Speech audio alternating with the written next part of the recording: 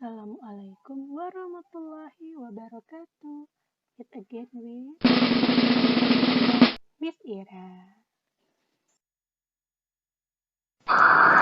Good morning, Salih-Salihah. How are you today? I hope all of you in good condition and get blessing from Allah. Today we are going to learn about PAI, Muatan Keislaman, dengan tema ibadah dan membahas tentang hari dilarangnya saum dan hal-hal yang tidak diperbolehkan ketika kita sedang melaksanakan saum. Are you ready, kids? Let's start our lesson today by reciting Basmalah together. Bismillahirrahmanirrahim.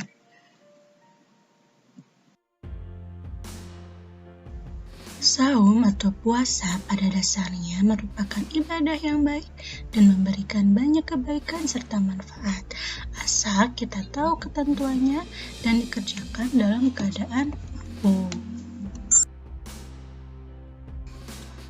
Perintah saum ada pada Al-Quran surat Al-Baqarah ayat 183 yang berbunyi, Ya ayyuhalladzina amanu kutiba alaikumusiyam kama kutiba alal ladzina min qablikum la'allakum tattaqun. Yang artinya, hai orang-orang yang beriman, diwajibkan atas kalian berpuasa sebagaimana diwajibkan atas orang-orang sebelum kalian agar kalian bertakwa. Nah, salih-salihah, tahukah kalian bahwa ada beberapa hari di mana umat Islam tidak diperbolehkan untuk melaksanakan saum, dan ada juga hal-hal yang kita tidak perboleh lakukan ketika kita sedang melaksanakan saum. Apa saja itu? Let's check it out! Hari-hari dilarang saum. Ada beberapa hari di mana kita tidak diperbolehkan untuk melaksanakan saum.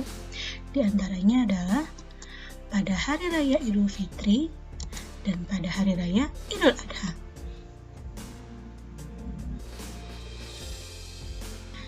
Hari Tasyrik.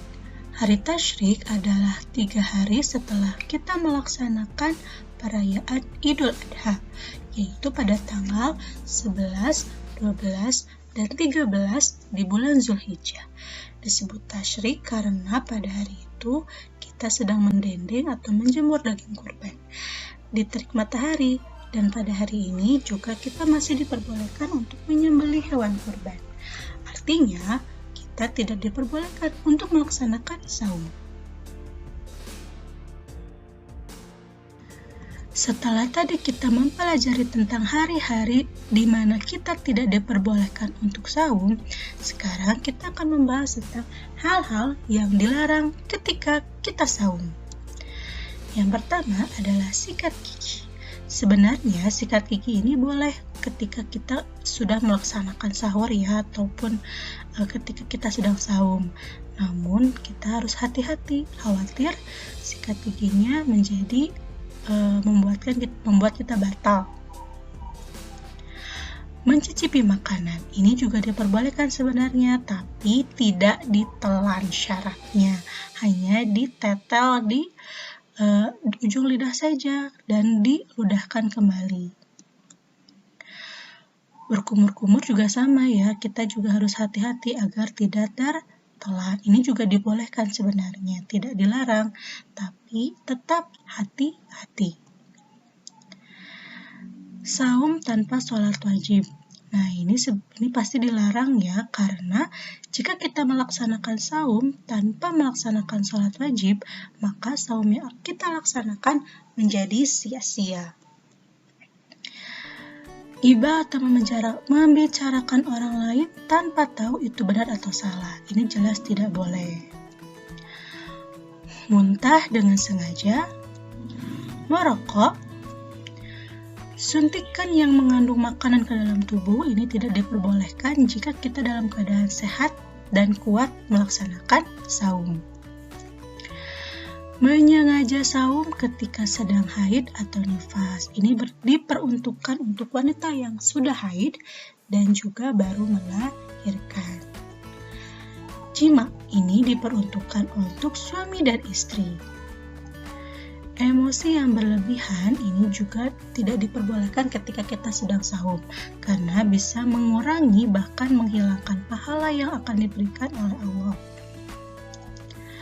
Makan dan minum dengan sengaja, ini jelas tidak boleh karena bisa membatalkan saum. Berdusta atau berbohong ini juga tidak boleh karena bisa mengurangi dan menghilangkan pahala saum.